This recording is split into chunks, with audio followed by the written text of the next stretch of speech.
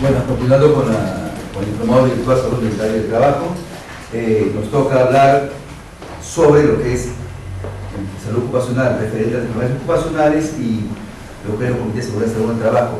Pues tenemos un profesor invitado, colega, el doctor Johan Maita, también hicimos la maestría en salud ocupacional, así mismo magíster en salud pública. Entonces, le dejo con el doctor Johan Maita para que continúe con las exposiciones correspondientes.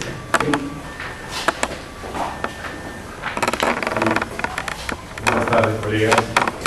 Agradecerles a todos por la invitación y continuando con el diplomado que ustedes están realizando, el día de hoy es dialogar, platicar, exponer y también compartir con ustedes algunas experiencias con el tema de salud ocupacional, salud laboral, salud en el trabajo. Bueno, tiene diferentes denominaciones de acuerdo también a la zona o a la corriente donde se han estado desarrollando las actividades de la salud relacionadas al ambiente de trabajo. Y vamos a ver en las dos siguientes diapositivas algunos cuadros en los cuales ya las poblaciones manifestaban aquella relación que hay del trabajo con el dolor. Etimológicamente, es decir, por favor, dos más. Etimológicamente, el trabajo proviene de las voces griegas que significa dolor, en el antiguo Grecia. Entonces, en el antiguo Grecia normalmente era el que trabajaba, era el que estaba expuesto a dolor, el que estaba expuesto a insatisfacción y estaba expuesto también a daño físico. Esto a lo largo del tiempo, la denominación se ha estado manteniendo, sin embargo, la palabra ha estado teniendo modificaciones, llamándose empleo, llamándose labor y llamándose también ocupación. Pero es necesario mencionar que justamente se inició el tema de trabajo con esta denominación griega.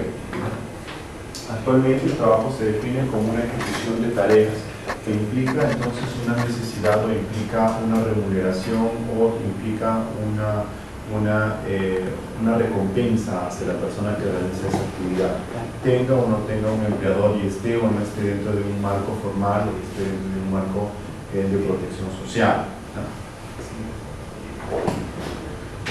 Entonces, de acuerdo a ese concepto que se tiene por trabajo, para entender bien la relación que hay de salud en el trabajo, hay que entender primero el concepto de trabajo como tal y cuáles son las condiciones de empleo que hay en todo el mundo.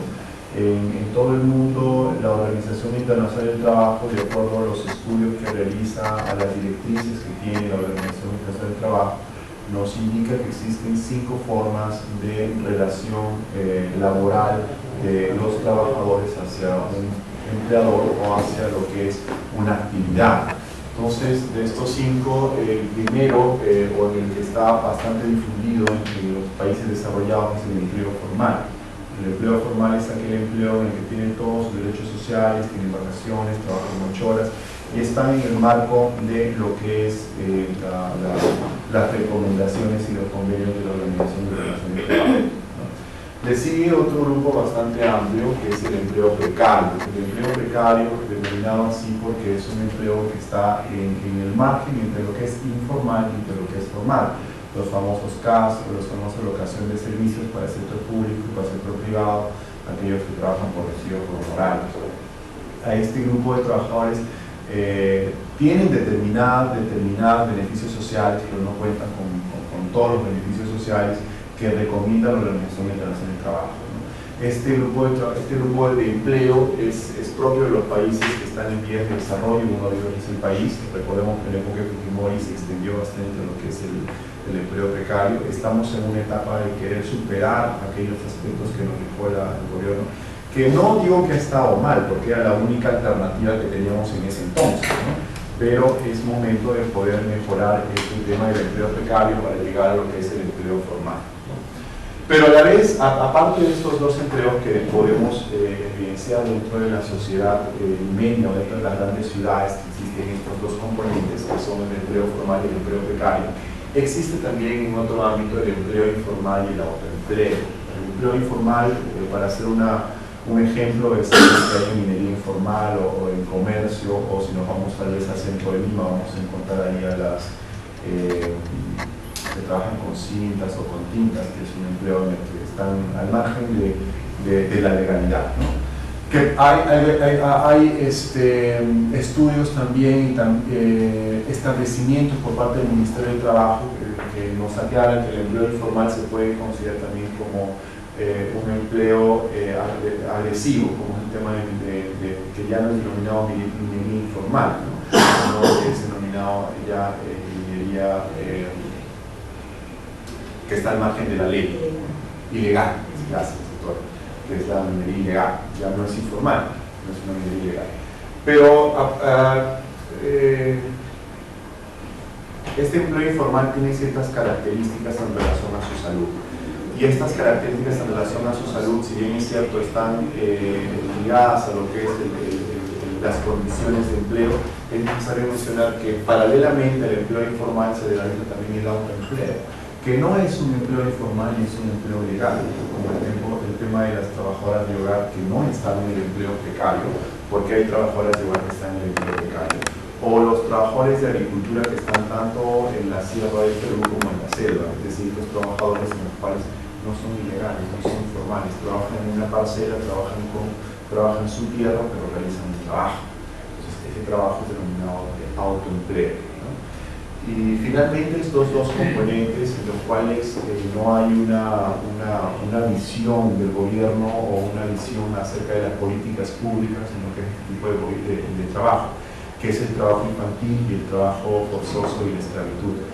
El trabajo infantil nos referimos cuando nosotros salimos a la calle y vemos a un niño que vende dulces o si vamos más allá de Lima, vemos a los niños trabajando en agricultura, ese es trabajo infantil, ¿no?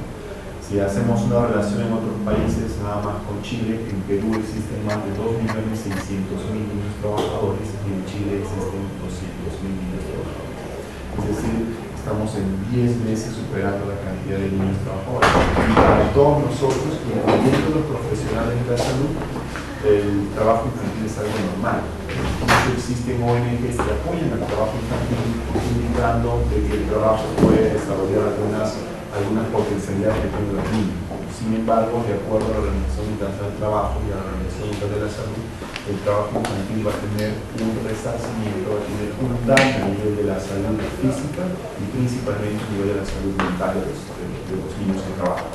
Y finalmente la esclavitud y el trabajo forzoso, que son uno de los ejemplos clásicos en la esclavitud y el trabajo forzoso, es el trabajo sexual al que están ligados las mujeres, en las que se les priva de múltiples actividades para poder hacer unas actividades. Tanto el trabajo doméstico como el trabajo sexual que sufren las mujeres en zonas de nuestra selva, entre ellos Madre de Dios, en los cuales hay trata de personas que también hay esclavitud y trabajo forzoso.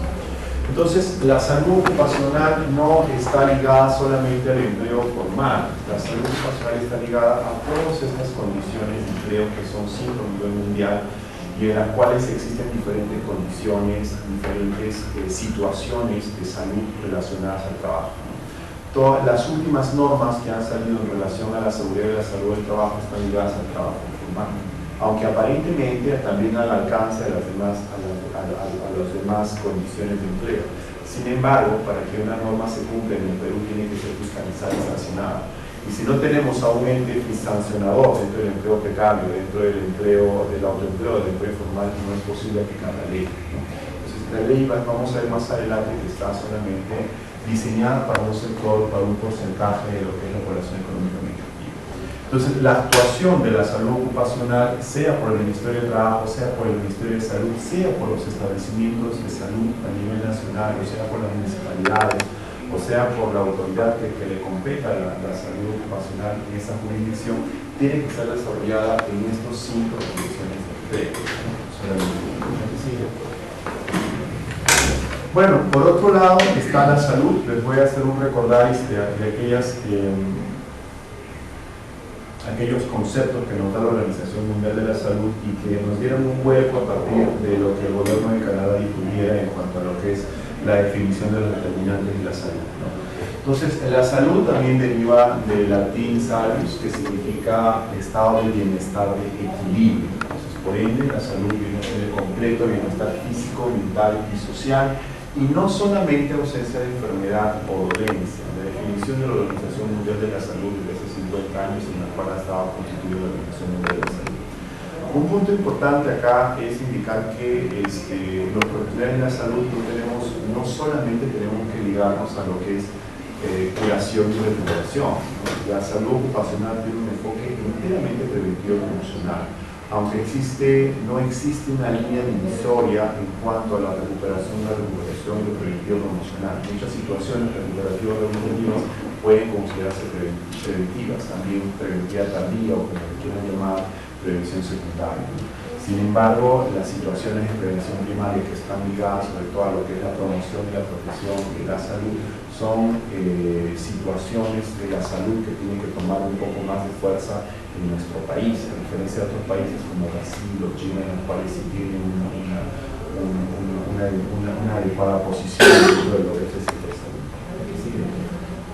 Entonces, los determinantes de la salud van a ser las costumbres y los hábitos.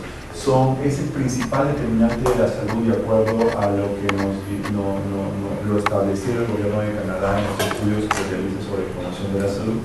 Le sigue lo que es el medio ambiente, pero hay que considerar que en ese medio ambiente existe también un medio ambiente físico y existe un medio ambiente psicosocial. Entonces, a veces nos limitamos a hablar solamente del ambiente físico, pero hay que ver cuál es el ambiente psicosocial, cuáles son la cultura o aquel comportamiento que tenemos en forma grupal como sociedad. Otro punto determinante de la salud viene a ser la biología humana, ¿no? Y finalmente aquel diseño de los servicios de salud que existen en una jurisdicción, en una zona, en un país, si son preventivos, promocionales, recuperativos, rehabilitativos. En este punto vamos a indicar que tenemos dos sectores, el sector privado y el sector público. El sector privado, la clínica, el consultorio privado, el sector público, el ministerio de salud, las armadas, policiales y también lo que es las municipalidades. Entonces, el gobierno de Canadá nos indica de que la determinación de la salud de un país está determinada en un 44% por lo que son los estilos de vida. La gente se enferma por los estilos de vida, costumbres, hábitos que presenta, que va realizando a lo largo de su existencia. Un 26% es el medio ambiente, es el medio ambiente que también es físico y que es psicosocial, y un 22% por el sistema de atención sanitaria que presenta, ¿no? Si es que tiene, por ejemplo, a diferencia de otros países como en Brasil, Cuba, incluyendo Estados Unidos y Canadá, el tema de medicina familiar, en la cual cada 50 familias está bajo la tutela de un médico y un equipo de salud, ¿no? Que visita el domicilio, que hace un asesoramiento continuo, y de esta forma evita que los pacientes puedan llegar en gran masa hacia lo que son los hospitales o hacia lo que son los niveles de seguimiento de salud, ¿no? Y un 8% está relacionado a lo que es la biología humana. Pero lamentablemente el gasto público que realizan los países en vías de desarrollo están ligados sobre todo al sistema de atención sanitaria. Pero a un sistema de atención sanitaria que es ligado a parte recuperativo rehabilitativo. Entiendo un poco en la parte preventivo promocional, solo un 12% en lo que es estilos de vida, un 6% en lo que, perdón, 12% en medio ambiente, 6% en estilos de vida y un 4% en lo que es humano. Entonces, esto también se repite dentro de lo que son las empresas o dentro de lo que son los ambientes de trabajo. Los ambientes de trabajo de las empresas van a invertir más en lo que es la seguridad social, la EPS, ¿no? Invierte muy poco en lo que es el cambio de las costumbres y estilos de vida o en el control del medio ambiente de ese microambiente que viene a ser el ambiente de trabajo dentro del ambiente general. Entonces, este modelo nacional también se repite en una empresa en la que lamentablemente por nuestras normas la empresa tiene más responsabilidad de pagar una EPS o una de salud, a diferencia de crear un servicio de salud ocupacional en la propia empresa o un servicio de salud de trabajo en la propia empresa que tenga una actuación enteramente preventiva de consumo. Pero ¿cómo estamos a nivel mundial en estas dos relaciones, en las condiciones de trabajo con las condiciones sanitarias que tiene el país? A nivel mundial no estamos tan mal. En los últimos 5 años hemos dado pasos muy grandes en relación a salud del trabajo, a salud ocupacional. Y a nivel latinoamericano somos uno de los países que tiene un esquema de salud ocupacional que está ligado a países del primer mundo.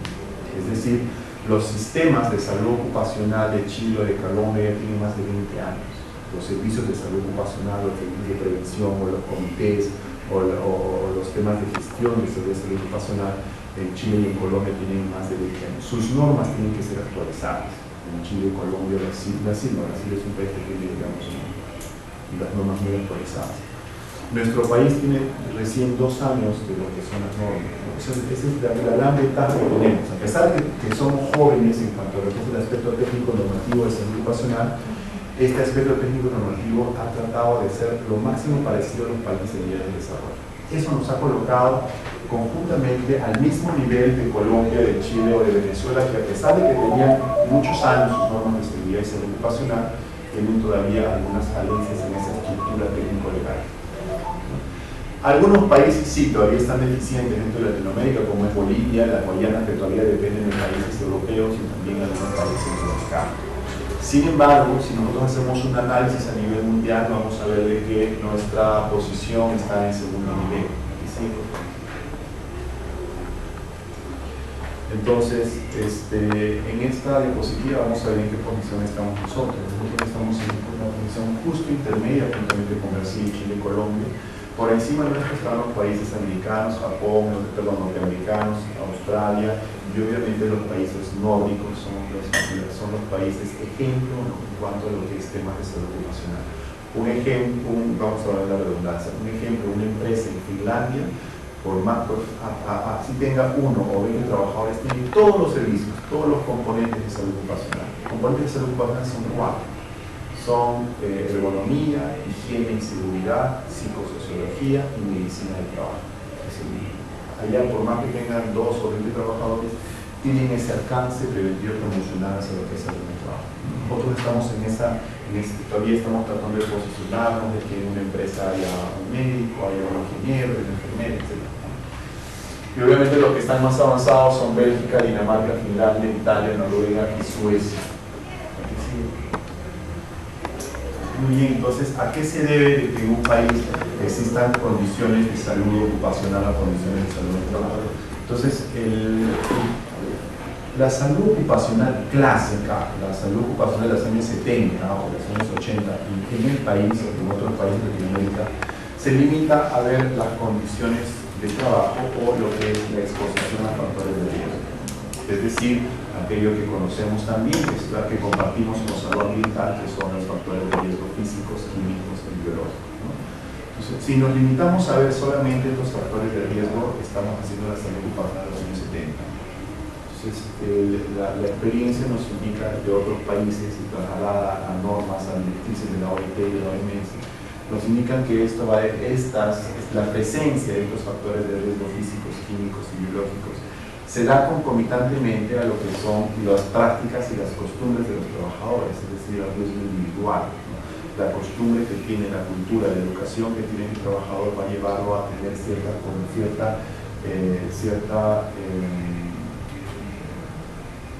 condición hacia el factor de riesgo. Y a la vez, ¿de qué depende esta presencia del factor de riesgo, del peligro y la costumbre de los trabajadores?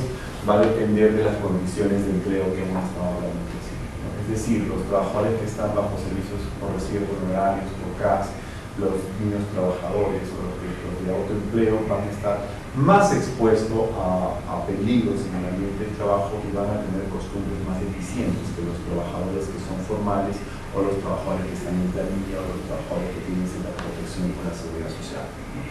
Entonces, un aspecto que tenemos que enviar dentro de lo que es una visión macro de la salud ocupacional es que tengamos una ley general de trabajo.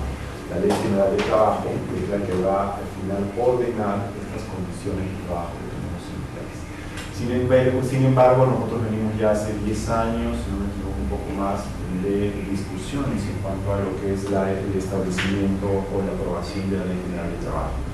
Algunos sectores lo han logrado medianamente, en casos en los médicos que tienen la ley del trabajo médico. Sin embargo, bueno, que también esto es deficiente porque no alcanza a hacer lo que son los médicos CAS, que son los médicos de última generación que están ligados a los contratos CAS. Y por otro lado está que el daño a la salud de los trabajadores no solamente depende de esa salud ocupacional clásica, que es la exposición a los riesgos químicos, biológicos, de las costumbres de los trabajadores, sino que también va a depender de qué servicio de salud se le está brindando a ese trabajador. cuál es el alcance que tiene el servicio de salud al trabajador. Si estamos limitando a ser recuperativo rehabilitativo, no estamos aplicando salud ocupacional. La parte recuperativa rehabilitativa de la salud viene a ser de acuerdo a la especialidad que requiere el trabajador. La parte preventiva promocional es la que tiene que aplicarse a partir de los servicios de salud. Pero ¿de qué depende de que en los trabajadores hayan servicios de salud ocupacional? Eso va a depender de las normas del Ministerio de Salud, es decir, de las políticas públicas que tenga el sector salud. Sin embargo, bueno, a pesar que el sector salud desde el año 2011 ha tratado de esforzar y de dar algunas normas que indican cómo tienen que establecerse los servicios de salud, estos servicios de salud tienen que estar técnicamente adecuados. O sea, el médico, la enfermera o otro trabajador de salud que esté en la empresa no es que se tiene que sentar detrás del escritorio a esperar pacientes, sino que tiene que hacer todas las medidas preventivas promocionales de salud ocupacional que tiene que estar disponible. Muy bien.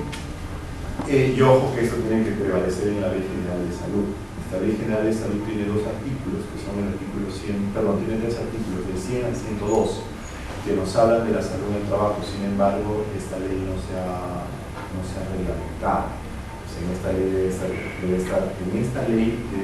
por ejemplo, cómo son los servicios de salud ocupacional, cómo deben evitarse, qué son las enfermedades profesionales, qué son las enfermedades ocupacionales, cómo tienen que notificarse, si tienen relación o no con la vigilancia de la salud y la epidemiología, ¿no? No es posible que el Ministerio de Trabajo haya sacado una ley que diga que los hospitales y los centros de salud tienen que informar las enfermedades al Ministerio de Trabajo, ¿no? Cuál es también esta ley general de salud, a pesar de que indica que todos los daños a la salud tienen que informar al Ministerio de Salud. Si no tenemos el esquema para que los servicios de salud ocupacional informen al Ministerio de Salud, estamos perdiendo competencias como los sectores de salud. Bien. Y eso está pasando, porque en las empresas, un abogado, un empresario, el dueño de la empresa sabe todas las condiciones que se ponen sus trabajadores. Y nosotros sabemos que la ley general habla de un tema de confidencialidad, un tema de secreto médico, un tema que puede prevalecer por discriminación por enfermedad. O sea, actualmente los empresarios pueden decir que este trabajador no retira el nuevo contrato, o simplemente búscale, siempre está gato para despedirlo porque tiene una discriminación o porque tiene una hernia. ¿De dónde se tiene lo que es una hernia? Nos falta proteger todavía algunos aspectos legales en lo que es salud ocupacional. ¿Y de qué depende? De que no haya una ley general de trabajo y de que nuestra ley general de salud esté deficiente. Obviamente depende del gobierno, depende de las personas que toman decisiones, pero también están las instituciones como el colegio médico, los propios médicos, también están las ONGs, que podamos hacer entender al gobierno que es necesario aplicar algunas estructuras de salud ocupacional para que el país pueda organizarse. Bueno, y esto en realidad también lo ha pasado a España hace 20 años. España ha pasado este problema en los cuales se podría hacer la discriminación por trabajo, es decir, ahorita los exámenes médicos ocupacionales los toman como selección. Y los países desarrollados los exámenes médicos ocupacionales no son exámenes de selección.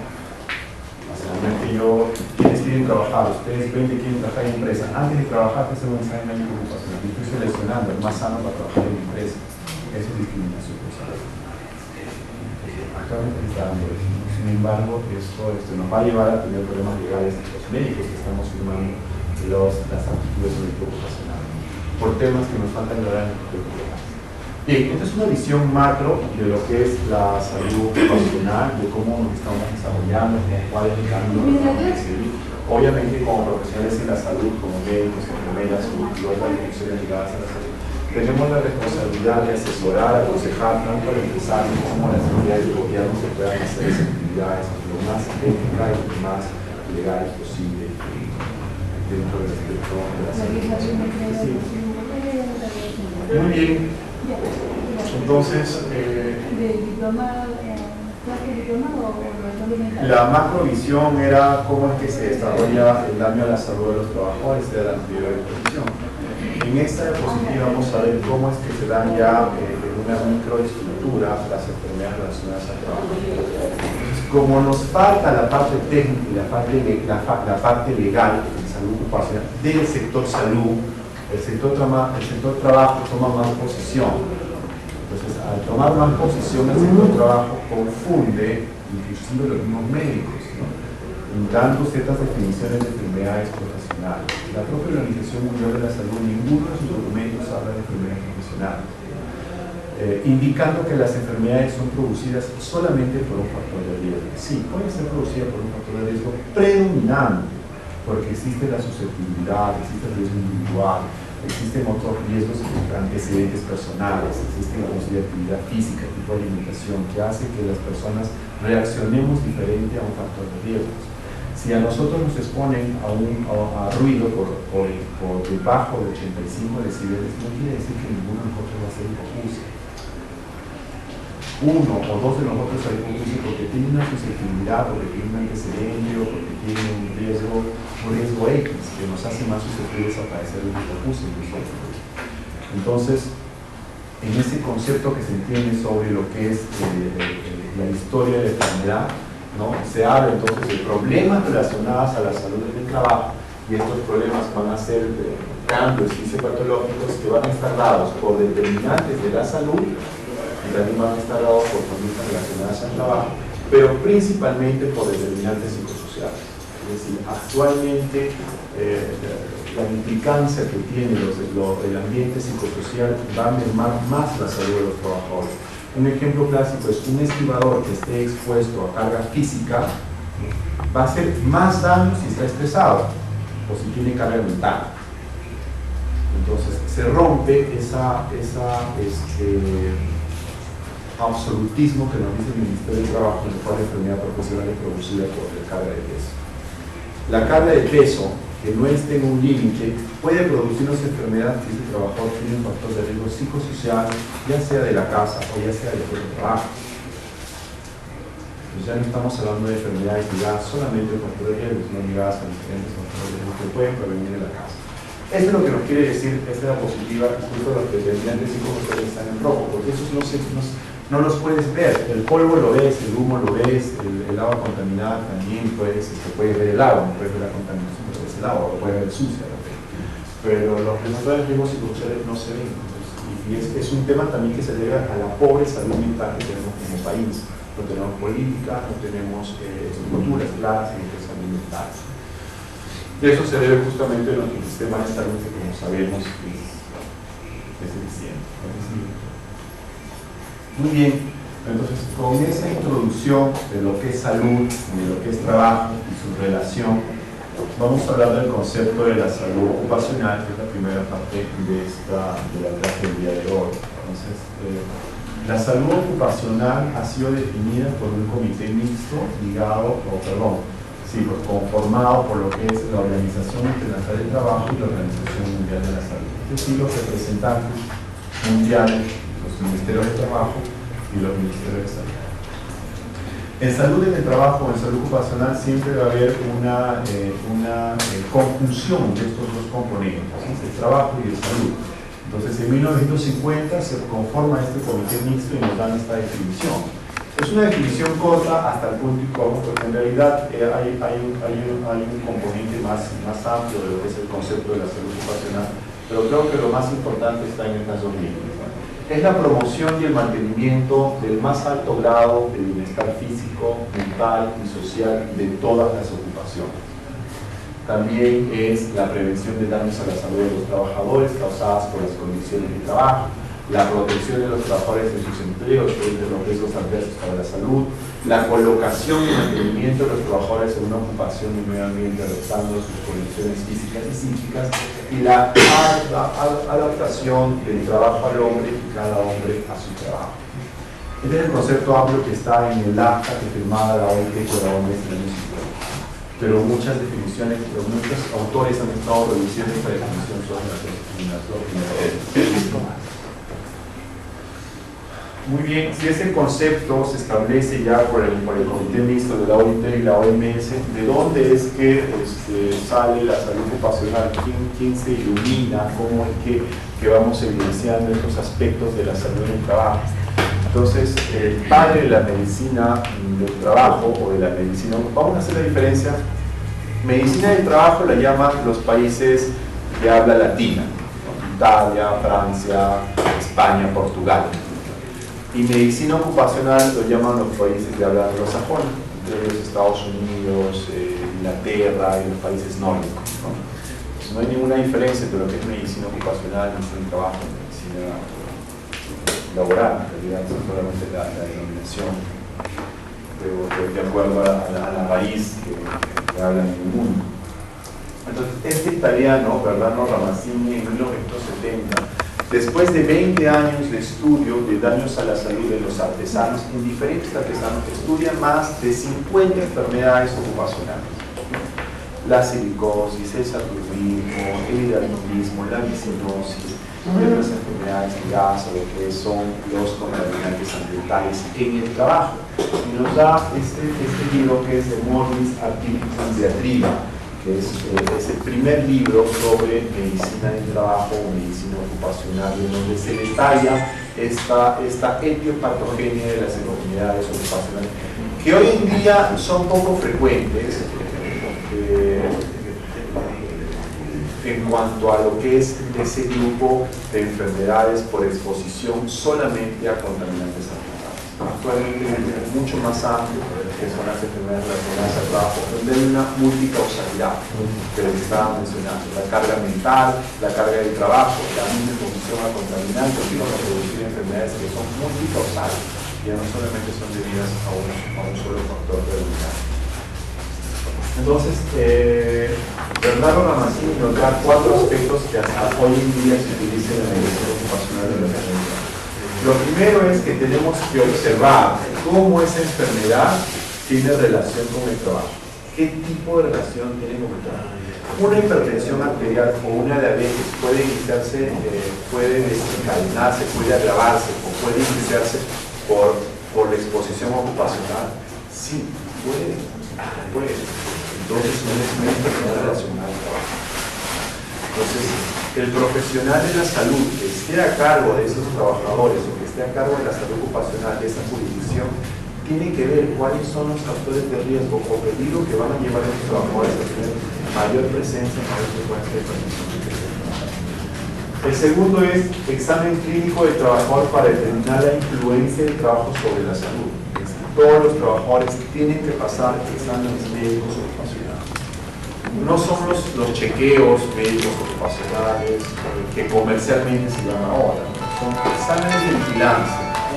Si yo ya determiné qué factores o qué peligros pueden causar daño, por ejemplo, un tema de manipulación de peso, de repetitividad o de postura forzada. Si yo identifico qué daños me puede producir, me van a producir daños osteomusculares, ¿no? La repetitividad, la postura forzada y la manipulación de peso me van a producir daños osteomusculares. Entonces, mi examen clínico no lo voy a hacer pues al tubo digestivo, ni le voy a hacer glucosa, son complementarios. Mi protocolo o mi matriz o mi profesiograma de medicina ocupacional tiene que estar ligado al sistema osteomuscular, ¿no? Viendo signos de la CEG, signos de Liney, signos de Falen, diferentes maniobras que se hacen en medicina ocupacional para determinar qué relación hay el control de riesgo con el daño a la salud. Lo tercero que nos dice Bernardo Ramazzini es que se tiene que documentar, y las normas nacionales dicen que tiene que documentarse desde 20 a 40 años para hacer un seguimiento. Las enfermedades ocupacionales, una característica de las enfermedades ocupacionales que son enfermedades crónicas, son de larga data.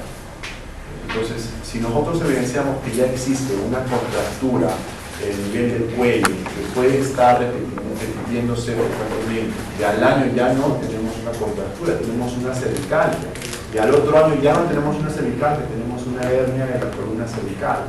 Entonces es necesario que se documente, porque cuando fue la contractura pudimos haber reportado a través de las medidas de prevención, ¿no? Entonces, de esta forma, igual es en las otras patologías que se pueden encontrar en salud ocupacional. Y finalmente es de establecer normas higiénicas.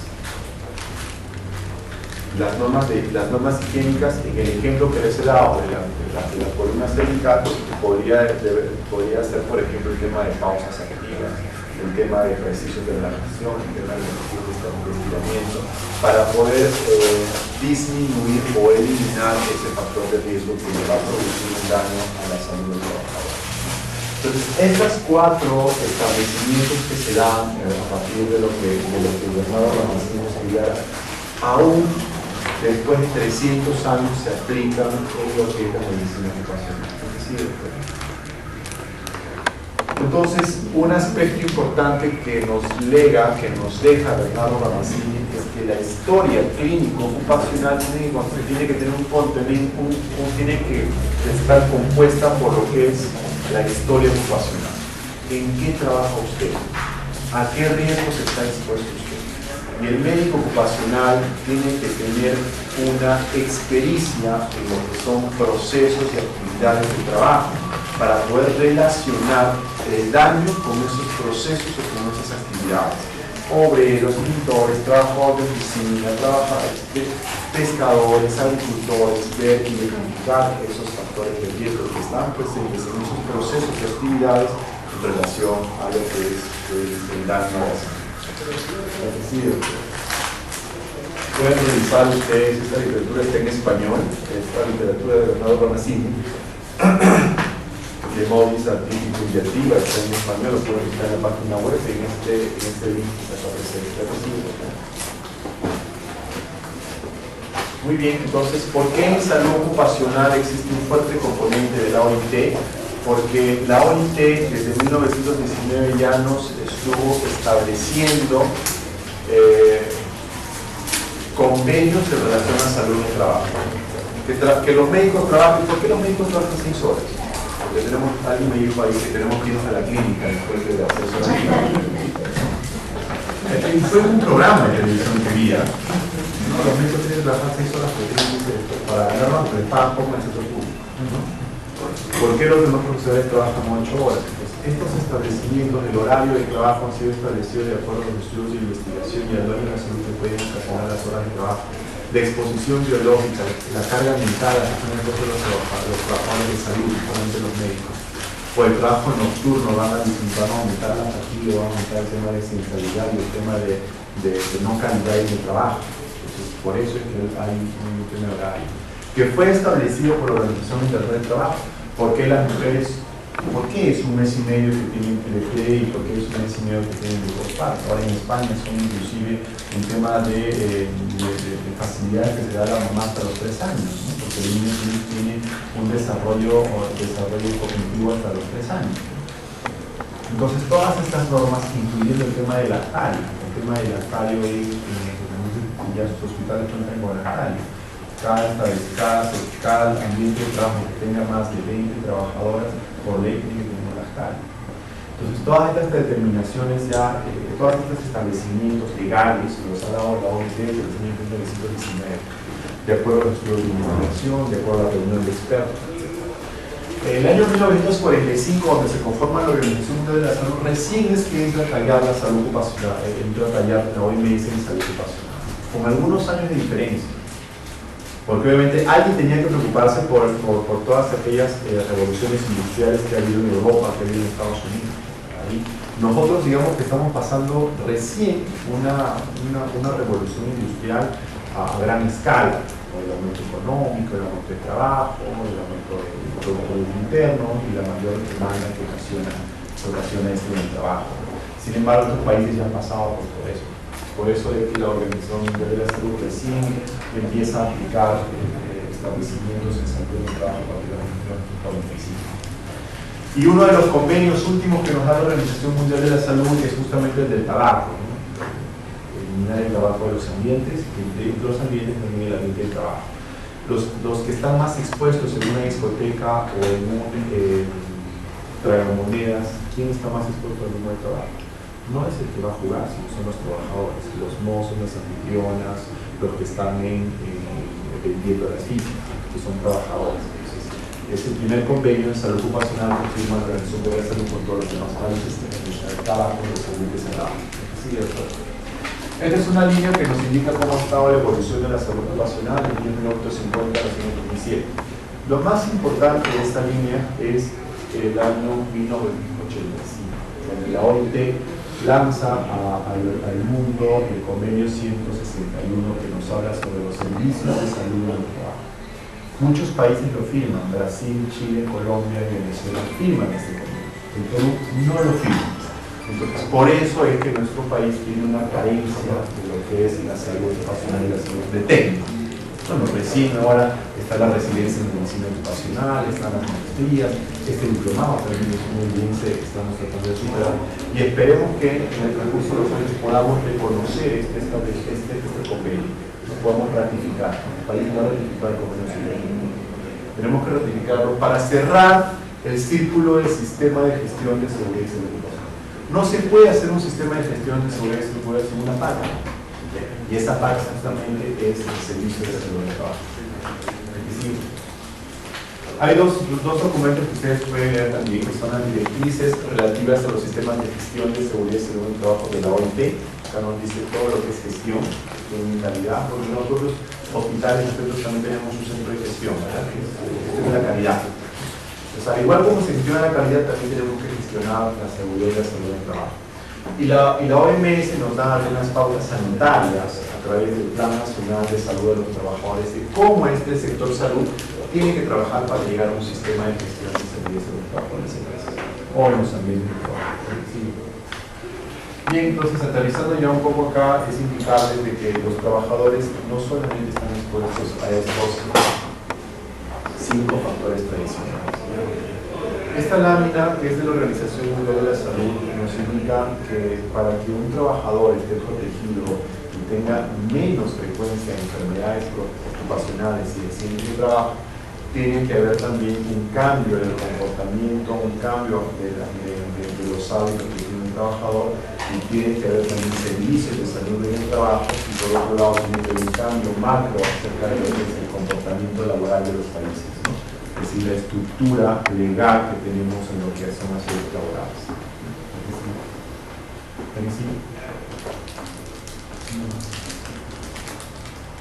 Bien, entonces vamos a hacer un recordaris de los factores de riesgo ambientales del ambiente de trabajo. Por eso es que estamos ligados a salud ambiental, porque los factores de riesgo del macroambiente pueden repetirse en el microambiente y los del microambiente pueden repetirse en el macroambiente. Entonces, de los físicos tenemos, tenemos en el ambiente físico. En el ambiente físico tenemos los riesgos químicos físicos. Dentro de los físicos se pueden conocer los ergonómicos y las condiciones inseguras, y también los biológicos. En el ambiente psicosocial tenemos a los estresores y tenemos aquel ambiente que está ligado al aspecto social, ¿no? Cómo está la distribución desigual del poder, quiénes tienen poder de una sociedad. Vamos a ver quiénes son mineros o quiénes son los que trabajan en residuos sólidos.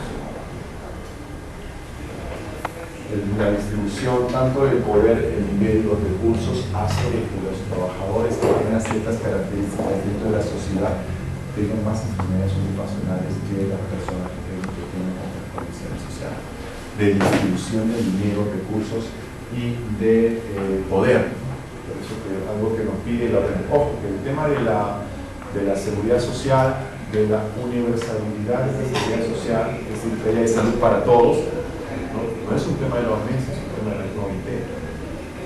No puedes tener un país desigual en poder, en recursos o en llevar una atención necesaria, porque es un tema que daña al final la salud de los más desprotegidos, de los más vulnerables, en este caso los pobres. Es decir, los aspectos sociales, la sociedad y el urbanismo, cómo estamos organizados. Nuestras empresas tienen calidad. En los hospitales en Chile, todos tienen ISO 9001. ¿Qué hospital dentro de lo que es nuestro país puede acceder a lo que es un ISO 9001? Complicado. ¿Cómo estamos organizados? Y eso no depende de dinero. Bueno, depende de un punto de dinero, pero más depende de la fuerza voluntad y la organización que tiene la sociedad. Como sociedad, ¿estamos o no estamos organizados? Un factor de riesgo para los trabajadores va a ser la organización de la sociedad. ¿Estamos en ese trance de organizado? Sí, estamos en ese trance de organizado. Las políticas públicas que hay en trabajo y las políticas públicas que hay en salud. ¿Qué políticas públicas tenemos en trabajo? En salud. El desarrollo económico, el mercado laboral, la migración. ¿Cuántos trabajos están viniendo? ¿Cuántos están viniendo? ¿Cuántos de la selva o de la sierra están viniendo hacia los niños? Finalmente, el desarrollo técnico. estamos adquiriendo nueva tecnología, hay nanotecnología, o el tema de los celulares, los campos electromagnéticos. Teníamos un noticiero, como ustedes vieron el domingo, sobre las antenas de telecomunicación, la radiación electromagnética. Acuérdense que el asbesto fue utilizado en los años 60 y 70 como agua. Y recién en los años 70 nos dijeron si es cancerígeno, disculpen, no lo sabíamos. Entonces, lo mismo está, no aseguro, pero ¿cuál es nuestra perspectiva en cuanto a lo que son esta nueva tecnología que aparece, como las reacciones electromagnéticas, la nanotecnología y otros factores de riesgo que todavía no han sido estudiados? Y obviamente, ¿quién está más expuesto? No es la comunidad, la comunidad es sino quienes tienen mayores condiciones son los trabajadores que están 8 horas trabajando al lado de un ¿cómo se llama? ¿Modem? Un punto de Wi-Fi, ¿no? Un punto de Wi-Fi, ¿no? Entonces, no sé, están los servidores de sistema que nos pueden cargar. Bien, así, por favor. Está arriba, Otro aspecto es los hábitos y comportamientos. ¿De qué dependen los hábitos y comportamientos de los trabajadores? Depende de dos aspectos, el aspecto genético, ¿no? Y el aspecto social. Muchos peruanos podemos tener algún tema de comportamiento por herencia española, inca, etc. Pero si nos criamos en una determinada sociedad, nuestro comportamiento puede ser diferente. Entonces, el comportamiento de los trabajadores va a ser, por un lado, hereditario y va a tener un componente de influencia social. Entonces, de la cultura. Tenemos que trabajar en esa cultura de la seguridad. En otros países se ha trabajado con los niños, como estamos trabajando también con la salud ambiental. Todos se dicen con cierta de cuidar el agua, no arrojar la basura, cómo estamos trabajando en salud, no exponerse, no tener claro el peligro, porque si nosotros vamos a un trabajador, pues siempre he hecho lo mismo y nunca ha pasado nada. Siempre, ¿por qué no es el caso yo a este doctor que viene que puede tener 25 años de edad y yo tengo 25 años de haber trabajado y nunca me pasó nada? Pues esa costumbre va a depender de esos dos factores, donde nosotros tenemos que incidir y cambiar justamente en esa cultura. Y es más fácil porque es una cultura de 200 o 400 trabajadores. No es que no se puede, no, pero si al final depende de una sociedad, sí, pero porque hay empresas que sí lo hacen, porque hay transnacionales que cuando trabajan con 200 o 300 personas, el trabajador cambia. ¿Por qué no podemos hacerlo? Y otro punto es la biología humana, que es un tema más ligado a la medicina, que es la edad, el sexo, la raza, la susceptibilidad, la contextura física, el tema de niños, el tema también de las condiciones psicofísicas para el puesto de trabajo, es decir, si yo tengo una hernia, y voy a trabajar sentado, ¿por qué tendría que ser yo no apto para el trabajo? ¿No? Ahora, obviamente, si yo trabajo cargando más de 100 kilos a diario, tendría que tener una alta restricción. Hay que ver las condiciones psicofísicas para el puesto de trabajo. Tenemos que ver los antecedentes de función ocupacional. Ahora, yo he estado expuesto a ruido y quiero trabajar en esta empresa donde hay ruido. Si estoy saliendo de esta empresa con un tema de hipoacusia, ¿cómo voy a entrar en esta empresa?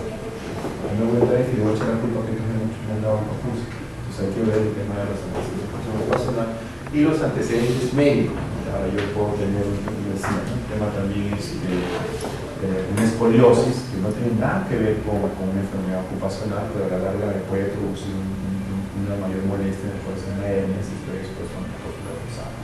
Entonces, estos aspectos que son propios de la confidencialidad del acto médico son también factores de riesgo secretario. Finalmente, el servicio de salud, si es preventivo promocional, es operativo médico. Ver si ese servicio de salud brinda aspectos de economía, de prevención del trabajo, de higiene, o si es que solamente es un servicio de salud que tiene nada más a derivar el accidente de enfermedad tipo de salud o de EPS. Es decir, entonces, recordar por favor, la salud física y mental del trabajador va a depender de un ambiente psicosocial y un ambiente físico. Esta interacción va a producir una mermación dentro de lo que es la salud del trabajador, teniendo en cuenta siempre la biología humana. Entonces acá actúan los psicólogos, acá actúan los ingenieros y incluyendo los hábitos y costumbres, sistema de salud y las condiciones nacionales de los sociolaborales. Entonces, en ese cuadro anterior eran los ingenieros, que son estos dos componentes, seguridad industrial e higiene ocupacional, son los que van a ver el ambiente de trabajo. En ese ambiente de trabajo, cómo controla el ruido, cómo controla la temperatura, cómo controla la electricidad, cómo controla el riesgo eléctrico, el riesgo de incendio. Para eso estos ingenieros estudian más de 5 años para darnos todos los componentes preventivos en relación al ambiente de trabajo. Por otro lado está la medicina del trabajo, que tiene que ver con los antecedentes, tiene que ver la relación del trabajo con la enfermedad, tiene que ver cuáles son las enfermedades ocupacionales relacionadas al trabajo, si verdaderamente la radiación no ionizante va a producir daño al trabajador. La ergonomía, que va a ver el tema de la postura, la relatividad, la fuerza que se utiliza y a la cual puede quebrarse, puede lastimarse un tejido, o sea, hueso, articulación, músculo. Y finalmente la psicología organizacional del trabajo, que va a ver los aspectos cognitivos, emocionales y el comportamiento organizacional de la empresa. Es decir, en una empresa entonces la salud ocupacional está dada por un componente sanitario y un componente preventivo de ingeniería. Los ingenieros son expertos diciendo unos valores límites previsibles, dando medidas de control en cuanto a lo que es la ventilación, la contaminación, el tema de la temperatura, y los médicos dándonos esa relación que hay entre el daño y el factor de riesgo. Específicamente la medicina ocupacional entonces tiene que promocionar la salud en el ambiente de trabajo. ¿Cómo promociona la salud en el ambiente de trabajo? Todos conocemos lo que es salud ocupacional, actividad física, salud de alimentación saludable, no drogas, no alcohol, el trabajo, todos los componentes de la promoción de la salud. Previene daños a la salud de los trabajadores. ¿Cómo previene el médico ocupacional los daños a la salud de los trabajadores? Mediante 3 componentes. Coordina la identificación y evaluación, la medición y la valoración de los riesgos. Coordina con el ingeniero, con el gestor, con la persona responsable que hace lo que llamamos el ITER. El ITER tiene que coordinar el médico para que sea un ITER que tenga que ver también con salud. Y principalmente vigila la salud individual de los trabajadores. ¿Quién tiene hernia, quién no tiene hernia, quién tiene una histomatopsia, quién tiene una metropía, si esa metropía está en relación, si esa metropía va a ser agravada por el trabajo. Si es un trabajador, por ejemplo, que va a hacer un trabajo específico, esa metropía, y que tenga electricidad, esa metropía sí le puede producir un daño. Por ende, esa metropía tendrá que ser mejorada, el trabajador tendrá que ser considerado apto con restricción. Si es que no podemos mejorar la metropía. Pero si es una metropía, por ejemplo, de que el trabajador no va a hacer un trabajo específico, esa metropía no tiene ninguna contraindicación, no tiene ninguna aptitud para el trabajo. Entonces tiene que vigilar la salud individual y tiene que vigilar la salud colectiva, es decir, en qué zonas o en qué áreas van a haber mayor hipoacusia o en qué áreas va a haber mayor problemas lumbares específicas para poder establecer las medidas preventivas. Y finalmente atiende, cura y rehabilita la salud de los trabajadores. Como les decía, no hay un límite en lo que es la parte recuperativa o rehabilitativa, porque si tiene una emergencia en la empresa, no es que no, yo soy médico ocupacional, soy preventivo y no curo, no. Tiene que hacer también unas actividades de curación y de recuperación si es que el caso lo requiere, pero no es su principal función. Dentro de las actividades de medicina ocupacional también se consideran las actividades de enfermería del trabajo, es decir, todas aquellas actividades relacionadas a la enfermera de apoyo o que trabaje coordinadamente con los que se medicina ocupacional.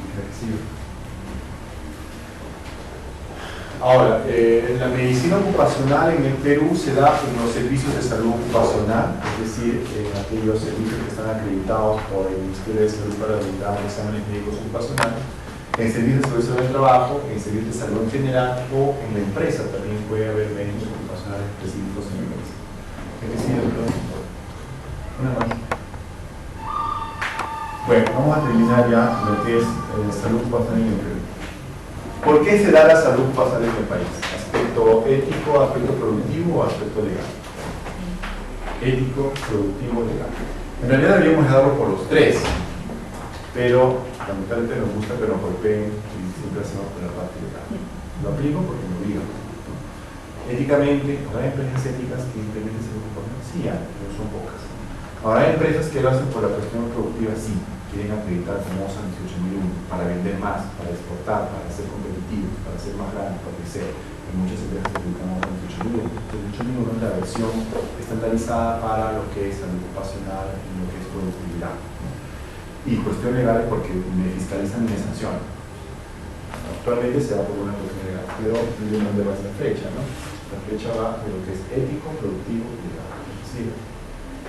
Ahora, existe un componente de salud ocupacional, trabajo y salud, ¿no? Entonces, ya les decía que el sector salud, para el sector salud, una enfermedad no puede ser unicausal, una enfermedad es multicausal. Que una causa tenga mayor porcentaje en la producción, estamos de acuerdo. Pero no es que solamente esta enfermedad tiene que ser, como el caso de la hipertensión. No, porque la hipertensión tiene múltiples causas, entonces igual el trabajo, las condiciones de trabajo van a ser igual, porque la hipertensión tiene un componente congénito, tiene un componente comunitario y también puede tener un componente de trabajo. Entonces, ¿para qué voy a cambiar yo mi estructura de trabajo si no hay una clara relación? No, eso no dice salud. Entonces, si hay esa multicausalidad, tenemos que intervenir en todas.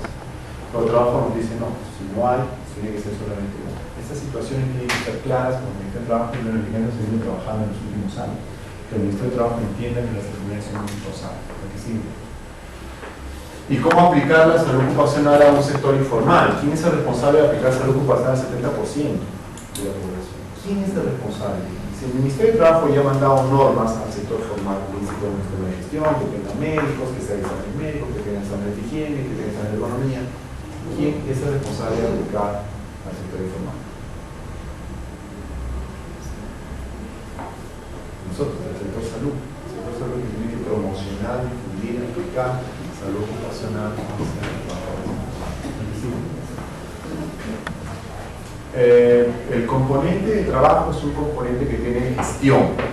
La gestión de la salud ocupacional trae documentos, monitoreo, evaluación, planificación, finalmente el lugar planificación. Eso no dice el trabajo. Está acá. ¿Qué tenemos que hacer en parte de lo que es funcional? ¿No? Ahí interviene el comité de seguridad en diálogo social. Es decir, el comité es un componente que nos da la Organización Internacional del Trabajo. Ellos nos dicen para poder priorizar, para poder intervenir en salud ocupacional en una empresa, no solamente está el experto. Yo puedo ser médico en una empresa, pero el trabajador, el empleador nunca me hace caso. Ya, doctor, ya sí, el próximo año. Usted no se puede poner como plata, será el próximo año. La próxima me va a ser 10 años, ¿no? Pero para eso está el comité, para decir, no, un momentito. El experto dijo este año, el experto dijo este mes, y se hace este mes. El comité tiene una función justamente legal y de poder negociar las soluciones a la salud. Cuando la Organización Mundial de la Salud suena como que bastante contradictorio que se pueda negociar la salud, pero para la OIT significa que ha sido la mejor forma de poder superar el problema de salud. En ese sentido, la parte operativa, ¿quién la va a hacer? ¿El gestor? O sea, un filósofo, un administrador, con todo el respeto que le dan a las demás profesiones. ¿Quién va a tomar examen médicos? ¿Quién va a hacer reconocimiento en plan de la salud? ¿Quién reconoce la colina? No va a ser un gestor, no va a ser un profesional que no sea ligado a la salud. El profesional ligado a la salud va a ser el que reconozca, que vigile el ambiente, que vigile la salud, que haga atención a la identificación de los pacientes en la profesional. Es decir,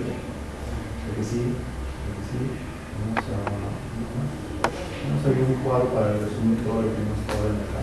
Ahí. Entonces, ya, un break. ¿Por qué nos falta solo los objetivos? Un break. Sí, doctor. Buenas tardes. Quería aprovechar a hacerle una consulta. Por ejemplo, donde yo trabajo, justo me dicen que hable con una trabajadora, me dicen una jefa de laboratorio, ¿no? Porque mira, es una persona que, el caso que ella es diabética, siempre trabajó en el laboratorio de BK y es un excelente trabajador. Pero dice, pues con eso del trabajo a lo mejor le va a hacer daño, se vaya a contagiar por la inmunidad, que tal cosa, y la están sacando. Entonces la persona, pues, en el fondo no quiere salir. Vino a conversar conmigo, y la vi y digo, bueno, la verdad es que sí, la diabetes afecta la inmunidad celular, que tiene que ver justamente con la inmunidad que tiene que ver con la tuberculosis. Pero como la vi tan apenada, dije, pero creo que usted no quiere salir. No, yo no quiero salir. He trabajado 7 años en ese servicio. Ahora la institución está trayendo una cabina de flujo laminar con más medidas de bioseguridad. Yo sé mis medidas de bioseguridad. De verdad, yo creo que en el fondo me la llevaron un poco como para convencerla, pero dije, bueno, traté de ser imparcial, de que yo le digo lo que es, le digo que si usted quiere trabajar y usted cree que tiene las condiciones de trabajar, mi sugerencia es que... Puede ser que este comité esté ligado solamente a lo que es el empleador. Por eso, para evitar este tema de malos entendidos, es el que tiene que incluir a los sindicatos.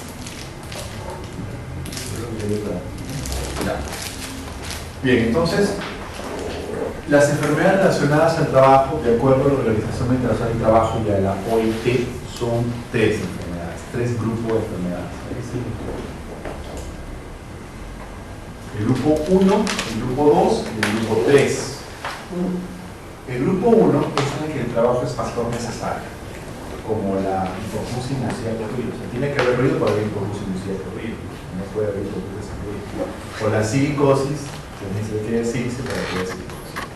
El otro es el trabajo como factor contributivo para la hipertensión arterial. Puede haber ruido, puede haber estrés, puede haber fatiga para que haya hipertensión arterial. Entonces, hay varios factores que van a conseguir. Y la otra vez, el trabajo como factor provocador, las alergias, las dermatitis. Muchas dermatitis que hay son pacientes que tienen una torpilla o cierta predisposición que aparecen con el trabajo, pero que no necesariamente el trabajo tiene alguna relación con la aparición, perdón, no necesariamente la causa necesaria o la causa contributiva, sino que se ha producido por la sustancia química o por la torpilla que tiene el trabajador frente a los que se tienen el trabajo. Entonces, esto la que sí, esas 3 tipos de enfermedades son los que tienen que prevenir en salud ocupacional. O sea, no podemos decir como solamente la norma me dice, no, ni siquiera dice la norma, luego que como solamente hay algunas enfermedades que tienen una fuerte relación con el trabajo, solamente estas voy a prevenir. No, porque son las menos frecuentes. ¿O quién de ustedes ha visto una silicosis? Obviamente médicos, ¿no? ¿Quién de ustedes ha visto una silicosis? Ni los neumólogos han visto una silicosis. De repente han visto muy poco, ¿no? Pero el tema de brindar salud en el trabajo justamente que vea todas las enfermedades y que conozca que hay 3 tipos, las de factor necesario, las contributivas y las provocadoras, y tiene que dar tratamiento diferente a cada una de ellas. Si es una enfermedad necesaria, tendrá que derivarla al seguro complementario de trabajo de riesgo, al INS, etc. Si es una enfermedad provocada, tendrá que usar todas las medidas de prevención. Si es una agravada por el trabajo, igual tendrá que dar las medidas necesarias de prevención. Entonces, y esto es difícil de entender si no son médicos. Los médicos, por eso es que tienen que hacer la calificación de las enfermedades y tienen que estar presentes dentro de la empresa para que pueda discernir cuál tipo de enfermedad es. Finalmente, los niveles de prevención que está en la empresa entonces son con el ambiente de trabajo, que hablamos en el lado formal, son de 4 tipos. La prevención esencial, que es la promoción de la salud, cambiar hábitos y costumbres. La segunda es la prevención primaria, que es el control en el ambiente de trabajo, que intervienen los ingenieros. Y la prevención secundaria, que es la intervención ya en un diagnóstico precoz acerca de lo que es los daños a la salud, tanto relacionados al trabajo como profesionales. Y finalmente la prevención terciaria. ¿Qué pasa si ya un trabajador tiene una enfermedad ya diagnosticada, ya no prospectivamente, sino definitivamente? ¿Qué pasa con un trabajador que tiene, por ejemplo, un cáncer por asbesto, o que tiene un trabajador una hernia de glucosa por trabajo? ¿Lo dejamos ahí o hacer una prevención terciaria? Se hace prevención terciaria cuando ya hay una convalescencia con cronicidad de enfermedad, derivándolo a la EPS, a su salud o al seguro complementario de trabajo de riesgo, y si es necesario dándole una indemnización por la enfermedad. Esto sí está bien cubierto por las normas del seguro complementario de trabajo de riesgo para enfermedades profesionales. La que sí. No se olviden entonces que una pata que falta estructurar adecuadamente dentro del sistema de gestión de seguridad y salud ocupacional vienen a ser los servicios de salud en el trabajo, o los servicios de seguridad y salud ocupacional, en la que tiene que haber sí o sí un profesional sanitario, psicólogo, enfermera, un médico, que pueda orientar eso que hemos estado hablando acá. los factores de riesgo, las enfermedades y cómo prevengo yo esa causalidad de las enfermedades.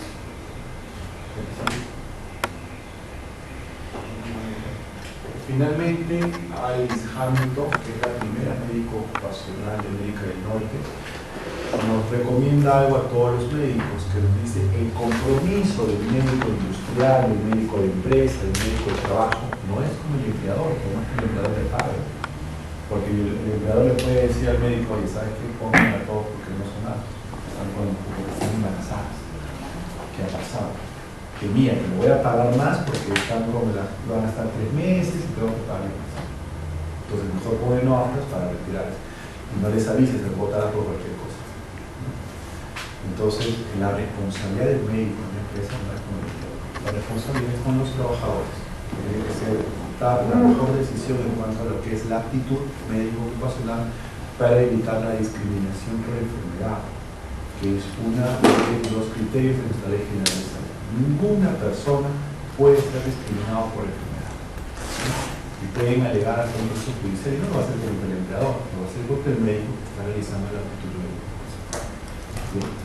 Muchas gracias. ¿Preguntas?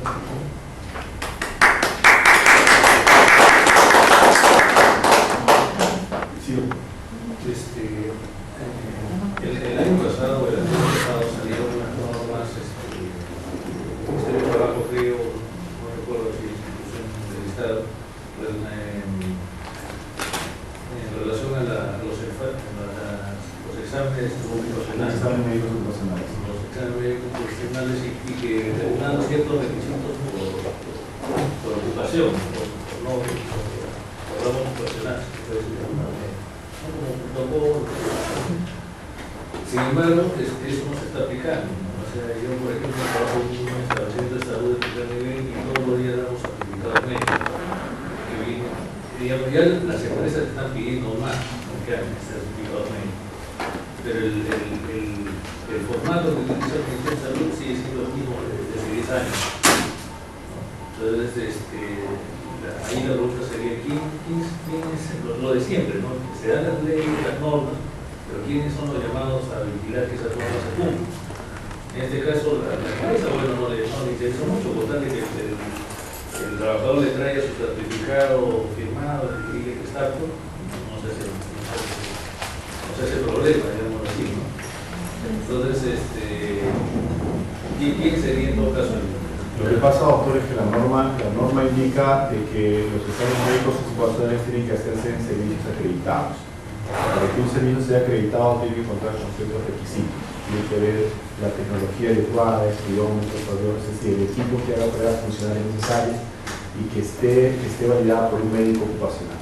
Como usted dice, puede ser que no se cumpla eso que cualquier establecimiento cumple, pero un establecimiento de salud no puede, un centro de salud público, por lo menos público, no puede emitir certificados de actitud médico-ocupacional porque no está autorizado.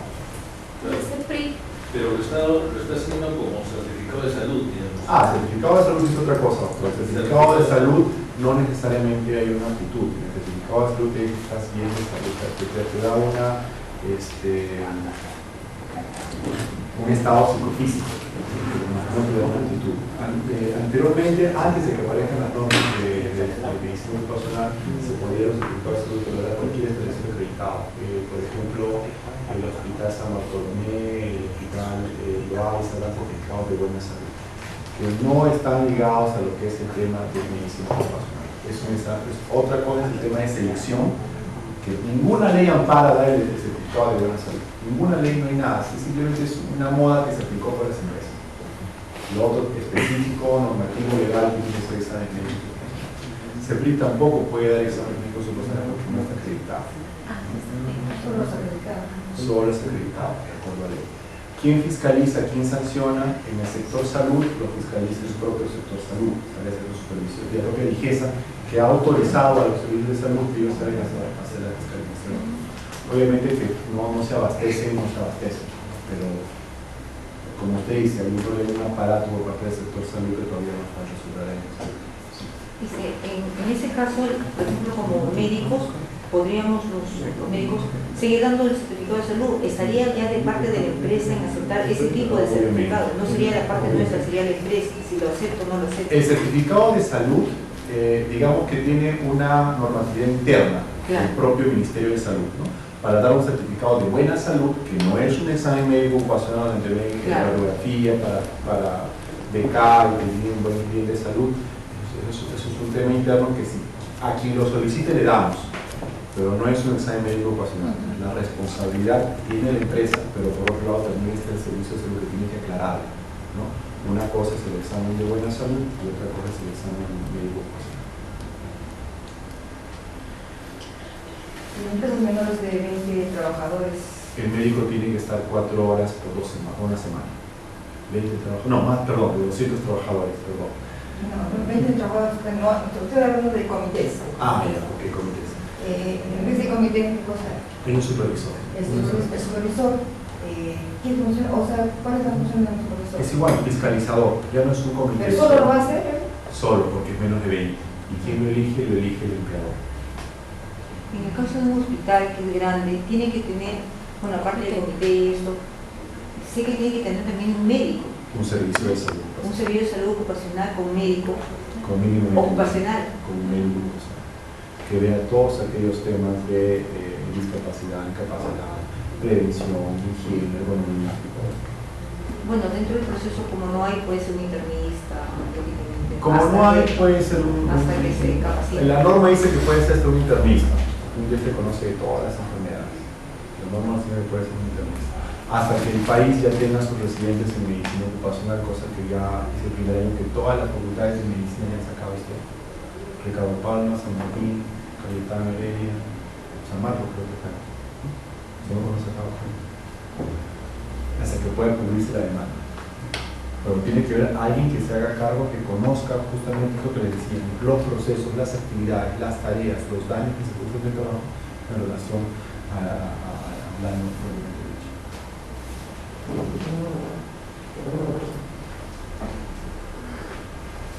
Bien, yo espero que les haya servido, pues estoy a su disposición. Muchas gracias a todos.